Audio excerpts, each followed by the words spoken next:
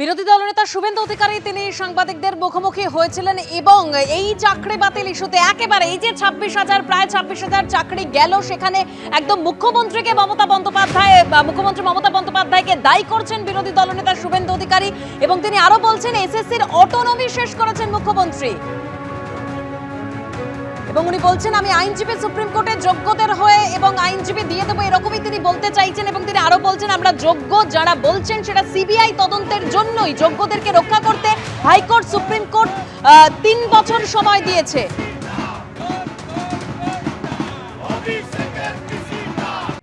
26,000-এর সঙ্গেই বসবো। উনার পারিষদরা এবং উনার তল্পিবাহক পুলিশ 7,000-এর মধ্যে সীমাবদ্ধ রেখেছে এবং তাতে যোগ্য চাকরি প্রার্থী বা এই সাবজেক্টের সঙ্গে রিলেটেড তাদের অধিকাংশ জনই সেখানে ঢোকার সুযোগ পায়নি। এই কর্মসূচিতে ইন্টারেকশন হয়নি। যারা বঞ্চিত, যারা সবচেয়ে ক্ষতিগ্রস্ত তাদের কাউকে ন্যাচারাল জাস্টিস মেনে রাজ্যের প্রশাসনিক প্রধান তাদের আত্মপক্ষ সমর্থন করে বক্তব্য শুনতে চাননি। তার কারণ খুব পরিষ্কার। এই মুখ্যমন্ত্রী প্রথমত পার্থ চ্যাটার্জিকে দিয়ে এসএসসির অটোনমি খতম করেছেন।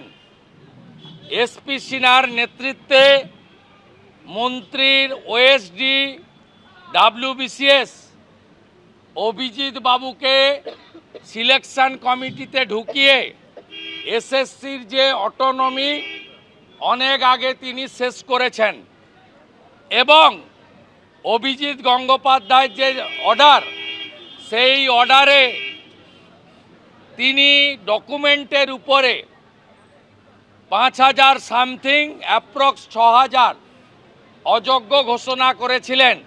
তাহলে 19,000-এরও বেশি প্রায় 20,000-এর আজকে এই দুর্ভোগ হতো না। এই 26,000-এর চাকরি যাওয়ার সিচুয়েশনের জন্য যদি একমাত্র কেউ দায়ী থাকেন তার নাম হলো Mamata Banerjee.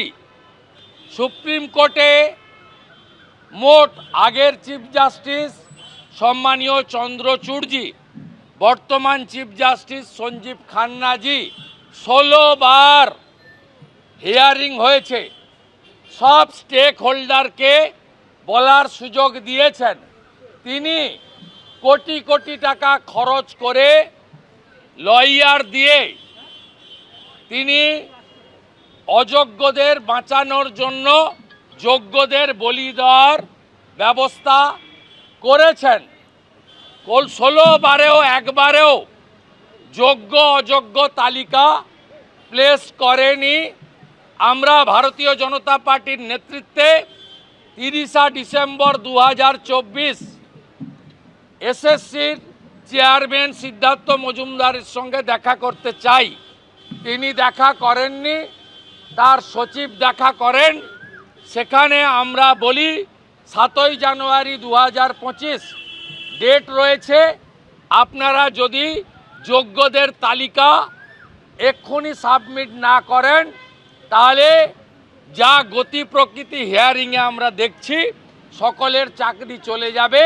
It's a major blunder হবে। আপনারা দয়া করে বাছাই করুন। তারা সেদিন শুনেছেন, অসহায়তার কথা বলেছেন। এবারে আপনি বলবেন যোগ্য কারা অযোগ্য কারা। প্রথমত ওএমআর নষ্ট করেছে, এরা পুড়িয়ে দিয়েছে।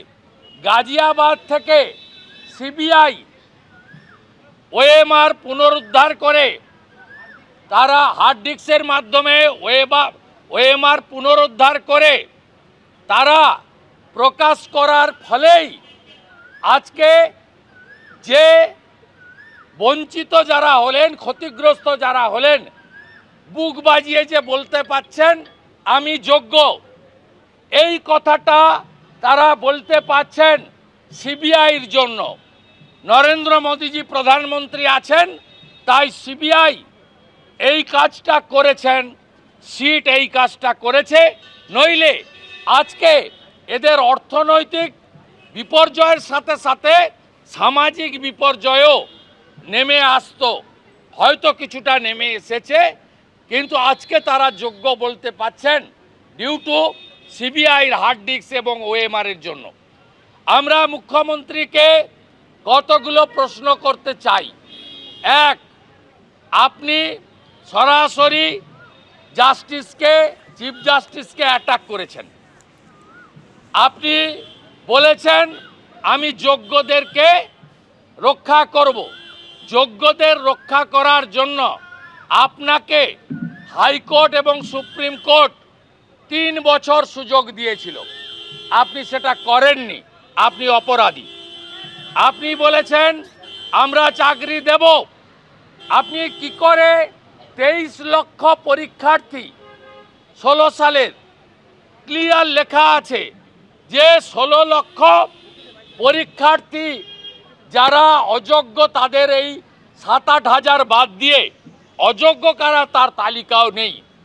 সেক্ষেত্রে বলা হয়েছে ওএমআর টেম্পারিং, প্যানেলের আয়ুর বাইরে নিয়োগ করা, out of panel, rank jump, 4-5টা ক্রাইটেরিয়ায় বলেছে এরা অযোগ্য। সেই সংখ্যাটা 7-8 হাজার, 7 হাজার মতো বলছে সবাই, ক্যালকুলেশন করে নাম বলার সুযোগ নেই। এবারে আপনি তাদের বাদ দিয়ে 16 সালে যারা অ্যাপ্লিকেন্ট ছিল 23 লক্ষ, তাদেরকেই আপনাকে সুপ্রিম কোর্টের রায় অনুযায়ী পরীক্ষায় বসতে দিতে হবে। তাহলে আপনি কি করে বলছেন?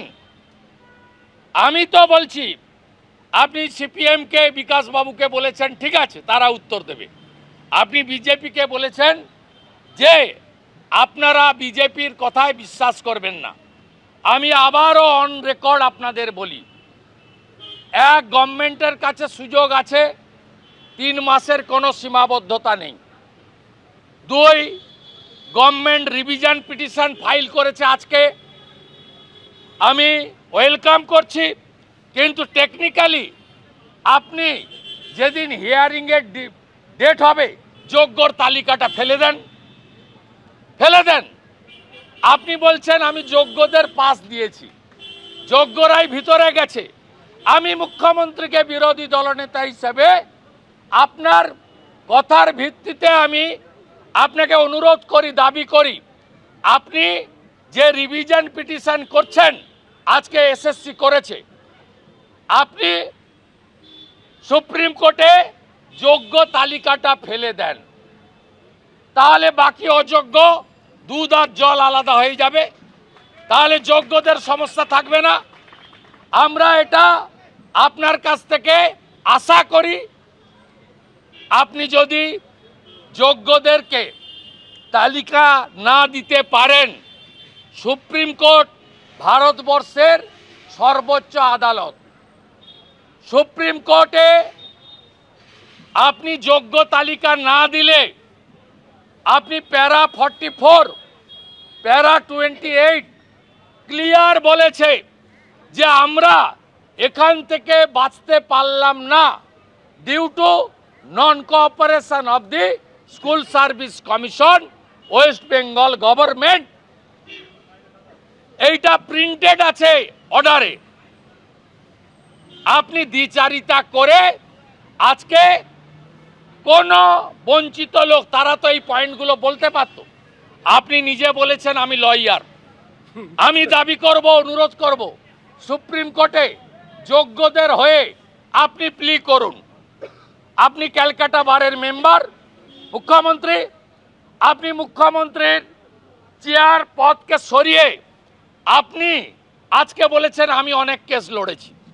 আমি অনুরোধ করব আপনি সুপ্রিম কোর্টে গিয়ে লয়ার হিসেবে যোগ্যদের পক্ষে যোগ্য তালিকাটা হাতে নিয়ে সিবিআইর হার্ড ডিস্কের মাধ্যমে যে ওএমআর বের করেছে, যে একাডেমিক আছে, সেটা নিয়ে গিয়ে বলুন আমি লয়ার মমতা ব্যানার্জি এসেছি, আপনারা এই যোগ্যের তালিকা এদেরকে আপনি মহামান্য হুজুর কনসিডার করুন। যদি না করতে পারেন তাহলে 23 লক্ষ ভাই বোনেদের আবার পরীক্ষায় বসতে হবে এবং 9 বছর আগে যে প্রস্তুতি তাদের ছিল সেই প্রস্তুতি থাকতে পারে না। এবং এটা যদি আপনি করেন তাহলে 19,000 যোগ্য শিক্ষক শিক্ষিকা শিক্ষাকর্মীর সঙ্গে সবচেয়ে বড় পাপ হবে। আমি on behalf of the BJP আগেও বলেছি, আজও বলি, মমতা ব্যানার্জি যদি এই কাজটা করতে না পারেন 26-এ বিজেপিকে আনুন। 1 মাসের মধ্যে আমরা ওএমআর বের করে যোগ্য তালিকা সুপ্রিম কোর্টে প্লেস করে আমরা যদি 84 সালের শিখ রাইট এতদিন পরে জাস্টিস হতে পারে, আমরাও জাস্টিস দেওয়ানোর কাজ করব। এই সামগ্রিক ব্যবস্থাপনাটার পিছনে অর্থ আছে এবং সেই অর্থের সবচেয়ে বড় বেনিফিশিয়ারি মুখ্যমন্ত্রীর বাড়িতে।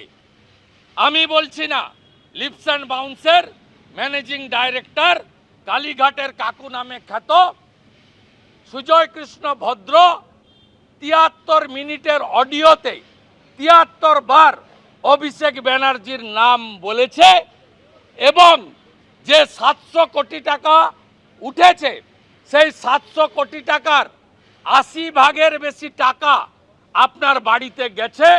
আপনার ভাইপো অভিষেক ব্যানার্জি সবচেয়ে বড় ফিনান্সিয়াল ক্রাইম এবং বেনিফিশিয়ারি। এই কেসে আমরা বলছি না, সুজয় কৃষ্ণ ভদ্র বলছে, সিবিআই চার্জশিটে বলছে। স্বাভাবিকভাবে আমরা যোগ্যদের পক্ষে আছি। সাথে সাথে যারা 23 লক্ষ ছাত্রছাত্রী কর্মপ্রার্থী তারা বঞ্চিত হয়েছে, তাদের জন্য আমাদের সহানুভূতি থাকলো। আগামী 21 তারিখে ওয়েটিং চাকরি প্রার্থী অনেকগুলি যোগ্য শিক্ষক সংগঠন অরাজনৈতিকভাবে নবান্ন অভিযানের ডাক দিয়েছে। আমি বলবো 15ই এপ্রিলের মধ্যে সুপ্রিম কোর্টে যোগ্য তালিকা আপনি প্রকাশ না করলে 21 তারিখে পতাকা ছাড়া লক্ষ মানুষ নবান্নর দিকে যাবে। আমাদের ডাকলে আমরা পতাকা ছাড়া, রাজনৈতিক স্বার্থ ছাড়া যোগ্যদের পক্ষে নবান্নর সামনে ধর্ণা, অবস্থান, বিক্ষোভ, জেলে যাওয়ার জন্য প্রস্তুত আছি। পরিষ্কারভাবে কথা আমরা বলে গেলাম। আমরা সবাই ওয়েট করে আছি আগামীকালের শুনানির জন্য। কারণ 2022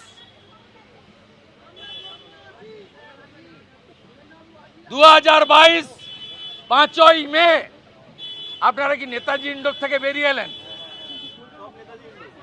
একদম শক্ত থাকবেন, একদম শক্ত থাকবেন।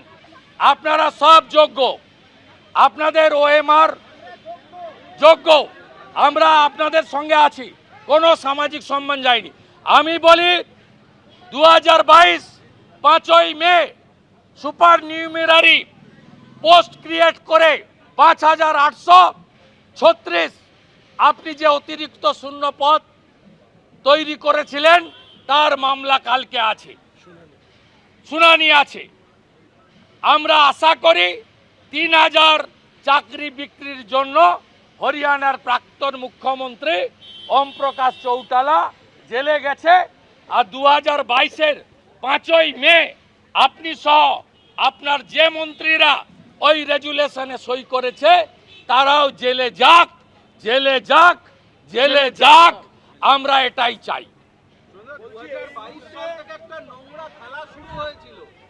কোনটা মুখ আর কোনটা মুখোশ আপনাদের বুঝতে হবে। আজকে মমতা বন্দ্যোপাধ্যায় বলছেন 2022 থেকে একটা নোংরা খেলা শুরু হয়েছিল। উনি হচ্ছেন মুখোশ, মুখ হচ্ছেন উনার ভাইপো যিনি চাকরি বেচেছেন 150 কেজি ওজনের মোটা পার্থকে দিয়ে। যার কচি বান্ধবীর বাড়ি থেকে 51 কোটি উদ্ধার হয়েছে। Plan A, plan B, plan C সমস্ত কিছু রেডি আছে, সমস্ত রেডি আছে, প্ল্যান এ, বি, সি। আরে দিন না আপনি শিক্ষককে যদি বলেন ভলেন্টারি চাকরি করতে, শিক্ষককে যদি বলেন গ্রুপ ডি করতে, এটা কি তার মেধা, তার একাডেমিক, তার সঙ্গে সম্মান দেখানো হবে? আপনি মুখ্যমন্ত্রী বলবেন যে আমি আজ থেকে সবাইকে সিভিক টিচার করে দিলাম, 10,000 টাকা করে দেব। এটাই কি প্ল্যান বি? এটাই প্ল্যান সি? এটাই plan D? We want plan এ। যোগ্য তালিকা জমা দেন।